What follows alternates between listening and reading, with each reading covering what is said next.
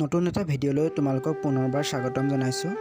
আজি তোমালোকৰ বাবে লৈ আহিছোঁ স্নাতক পৰ্যায়ৰ অসমীয়া উচ্চমানৰ পাঠ্যক্ৰম অসমীয়া নাটক পাঠ্যক্ৰমৰ সংখ্যা কোৰ 11। কোৰ 11ৰ আধুনিক অসমীয়া নাটক গাঁওবুঢ়া পদ্মনাথ গোহাঁইচি বৰুৱাৰ সামাজিক নাটক হিচাপে গাঁওবুঢ়াৰ এটি আলোচনা। মই আলোচনাটো কৰিবলৈ তোমালোকৰ আগত চেষ্টাহে কৰিছোঁ। যদি কিবা ভুল ভ্ৰান্তি হয় তোমালোকে নিশ্চয় শুধৰাই ল'বা। যদিহে ভিডিঅ'টো চাই ভাল লাগে তেন্তে কমেণ্ট এটা কৰি দিবা।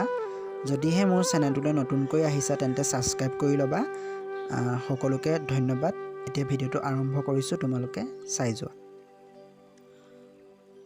সমাজৰ বিষয়বস্তু কেন্দ্ৰ কৰি ৰচিত নাটকেই সামাজিক নাটক।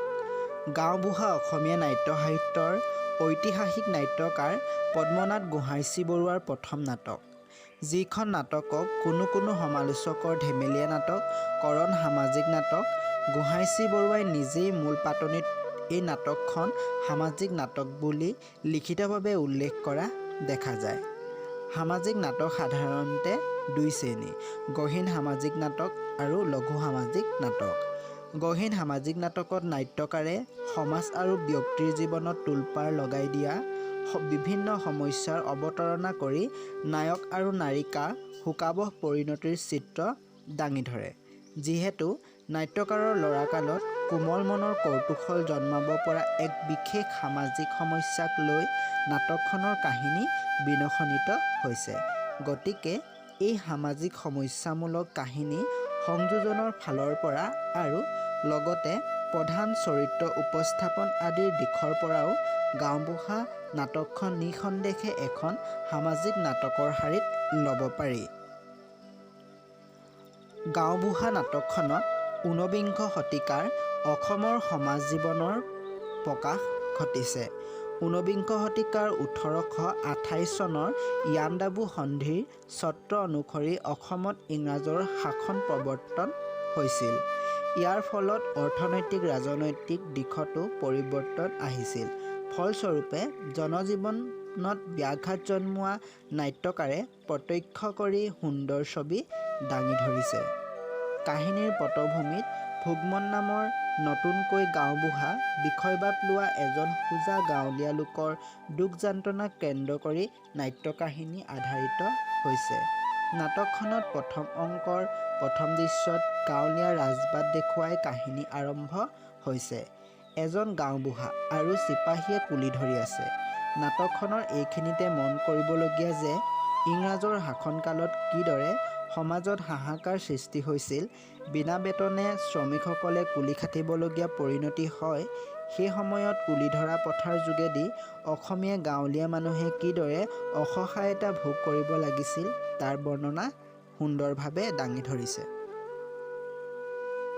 নাটকখনত ভোগমন চেতিয়া নামৰ কুলিৰ কাম কৰি মানসিক কষ্ট ভোগ কৰিব লগা হৈছিল তাৰো সুন্দৰ বৰ্ণনা দাঙি ধৰিছে। প্ৰথম অংকৰ দ্বিতীয় দৃশ্যত কানি বিৰহত পৰি অসমীয়া সমাজত সাধাৰণ মানুহৰ শাৰীৰিক আৰু মানসিক অৱস্থাৰ কথা প্ৰকাশ পাইছে। নাটকখনৰ দ্বিতীয় অংকৰ প্ৰথম দৃশ্যটো ভোগমনৰ মাৰল ঘৰৰ দৃশ্য। কেৰেপাই এৰী কাপোৰ এখন আৰু নদীয়ে মুগাৰ মেখেলা এযোৰ দি কেনেদৰে গাঁওবুঢ়া বিষয়বাব লৈছিল, সেই একেই বুদ্ধিতে ভোগমনৰ পত্নী ৰংদৈয়ে ভোগমনক গাঁওবুঢ়া হ'বলৈ বাধ্য কৰোৱা কথাটোৱে অসমীয়া সমাজৰ কুমনোভাৱ আৰু দুৰ্বল মানসিকতা প্ৰকাশ পাইছে। দ্বিতীয় অংকৰ দ্বিতীয় আৰু তৃতীয় দৃশ্যত প্ৰতিফলিত হৈছে চাকৰ নাকৰ কথাটো। নাটকখনৰ তৃতীয় অংকত থকা তিনিটা দৃশ্যত আছে গাঁওবুঢ়াসকলৰ দুৰ্দশাৰ ছবি। চৰকাৰৰ কাম কৰি থাকোঁতে তেওঁলোকে ঘৰুৱা কাম কৰিবলৈ অকণো সময় নাপাইছিল, ফলত তেওঁলোকৰ আৰ্থিক অৱস্থা বেয়া হৈ পৰিছিল।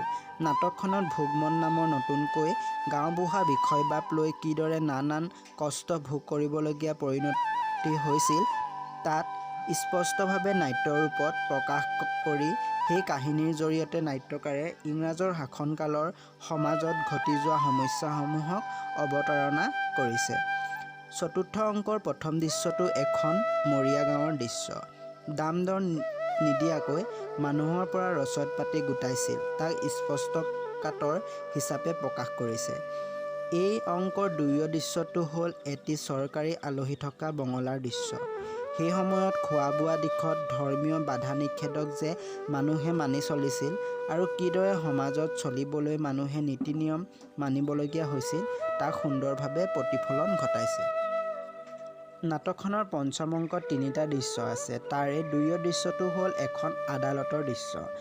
বিচাৰৰ নামত সেই সময়ত অৰ্থাৎ 19বিংশ শতিকাৰ ব্ৰিটিছ শাসনকালত কিদৰে ভেকু ভাওনা চলিছিল আৰু দুখীয়া মানুহে যে কোনো ন্যায় বিচাৰি নাপাইছিল তাক সুন্দৰভাৱে দেখুৱাইছে। এনেদৰে চালে দেখা যায় যে সমাজক কেন্দ্ৰ কৰি ৰচিত অৰ্থাৎ ইংৰাজৰ শাসনকালত অসমীয়া গাঁৱলীয়া সমাজৰ 19বিংশ শতিকাত কিদৰে দুৰ্দশাগ্ৰস্ত হৈছিল তাক মৰ্মস্পৰ্শী ৰূপত সুন্দৰভাৱে বৰ্ণনা কৰিছে।